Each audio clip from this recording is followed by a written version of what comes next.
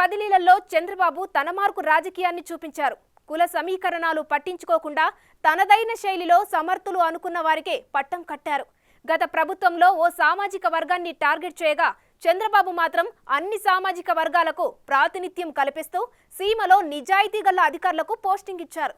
గత ప్రభుత్వంలో సీమలో పనిచేసి రూల్స్ అతిక్రమించకుండా నిబద్ధతతో పనిచేసిన అధికారులకు కీలక పోస్టింగ్స్ ఇచ్చి అందరితో రియల్ అడ్మినిస్ట్రేటర్ అనిపించుకుంటున్నారు.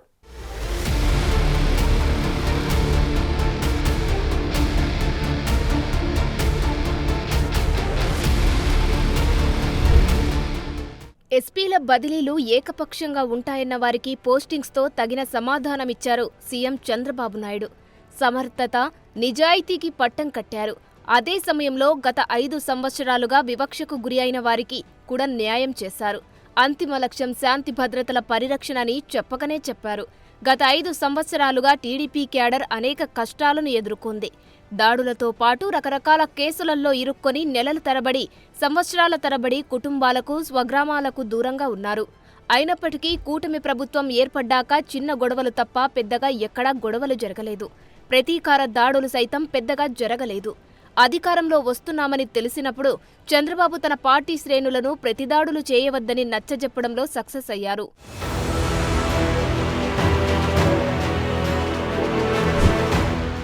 ఆ క్రమంలో నెల రోజుల పాటు ఎస్పీల బదిలీలు జరగకపోవడంతో చాలా చోట్ల చంద్రబాబు మారలేదు, పాత చంద్రబాబే అనుకున్నారు. అయితే ఒక్కసారిగా అన్ని జిల్లాల ఎస్పీలను మారుస్తూ ఆయన తీసుకున్న నిర్ణయంతో ఆయనలోనే అడ్మినిస్ట్రేటర్ మరోసారి ఫోకస్ అయ్యారు.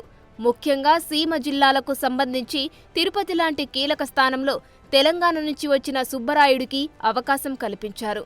చంద్రబాబుకు పర్సనల్ సెక్యూరిటీ ఆఫీసర్గా సుబ్బరాయుడు 2014 నుంచి 2019 వరకు పనిచేశారు. తర్వాత సుబ్బరాయుడు తెలంగాణకు వెళ్లారు. సామాన్య మధ్యతరగతి కుటుంబానికి చెందిన సుబ్బరాయుడికి సమర్థవంతమైన నిజాయితీ కలిగిన అధికారిగా పేరు ఉంది. దీంతో పాటు ఎప్పుడు వివాదాల జోలికి పోలేదు.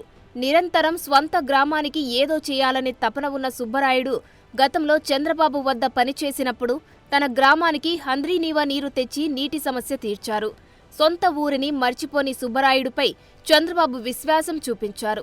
ఆయనకు అదనంగా రెడ్ శాండిల్ టాస్క్ ఫోర్స్ బాధ్యతలు అప్పగించారు. మరోవైపు చిత్తూరు జిల్లా ఎస్పీగా ఎన్నికల కమిషన్ బదిలీ చేసిన వివిఎన్ మణికంఠ చందోలుకు పోస్టింగ్ ఇచ్చారు.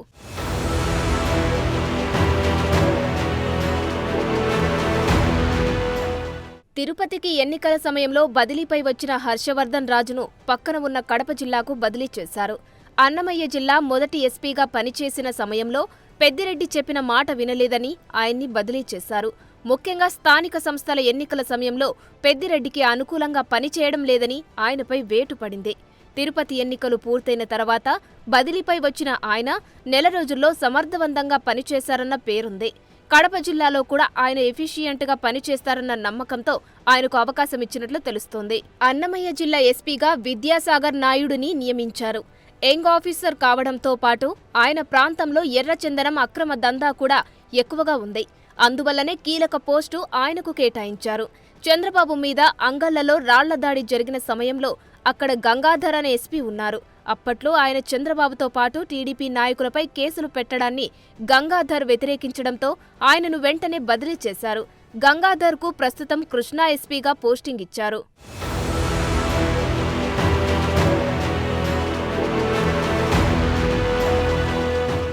అనంతపురం జిల్లా ఎస్పీగా మురళీకృష్ణకు పోస్టింగ్ ఇచ్చారు.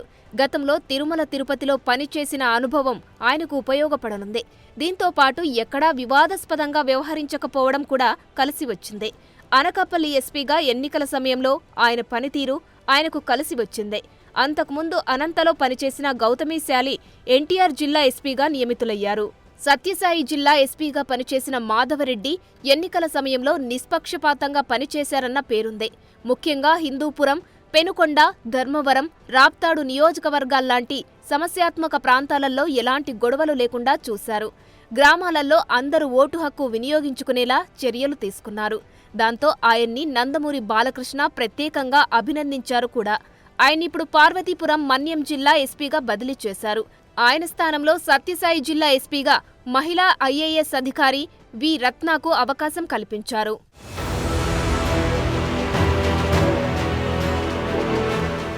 సమస్యాత్మక కర్నూలు జిల్లా ఎస్పీగా యువ ఐపీఎస్ అధికారి బిందు మాధవ్కు అవకాశం కల్పించారు.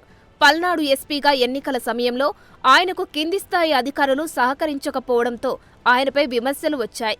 దాంతో ఆయన మీద ఎన్నికల కమిషన్ వేటు వేసింది. తర్వాత జరిగిన పరిణామాలను విచారించిన ఎన్నికల కమిషన్ రివిజన్ ఇచ్చింది. అప్పటి నుంచి వెయిటింగ్లో ఉన్న ఆయనకు కర్నూలు ఎస్పీగా పోస్టింగ్ ఇచ్చారు.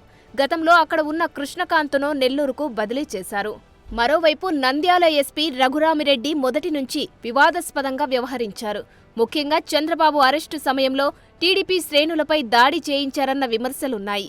దీంతో పాటు పీఎం మొదటి ఎన్నికల ప్రచార సభ సందర్భంగా నిర్లక్ష్యంగా వ్యవహరించడంతో పాటు అల్లు అర్జున్ నంద్యాల పర్యటన సమయంలో ఎన్నికల నిబంధనలు ఉల్లంఘించడం లాంటి చర్యలతో ఆయనపై విపరీతమైన నెగిటివ్ వచ్చింది.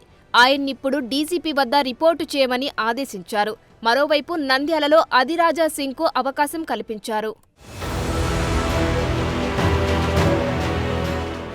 మరోవైపు టీటీడీలో సీవీఎస్ఓగా పనిచేసిన నరసింహ కిషోర్కు తూర్పుగోదావరి జిల్లా ఎస్పీగా నియమించారు. అప్పటి టీటీడీ జేఈఓ ధర్మారెడ్డికి నమ్మిన బంటుగా పనిచేసిన నరసింహ కిషోర్కు అలాంటి పోస్టింగ్ ఇవ్వడం వెనుక బలమైన కారణం ఉంటుందని అంటున్నారు. అయితే తిరుమలలో నరసింహ వైఖరిని చూసిన వారిలో మాత్రం అది చర్చనీయాంశంగా మారింది. మొత్తం మీద సీమలో ఎస్పీల బదిలీల్లో చంద్రబాబు మార్కు కనిపించిందన్న అభిప్రాయం వ్యక్తమవుతోంది.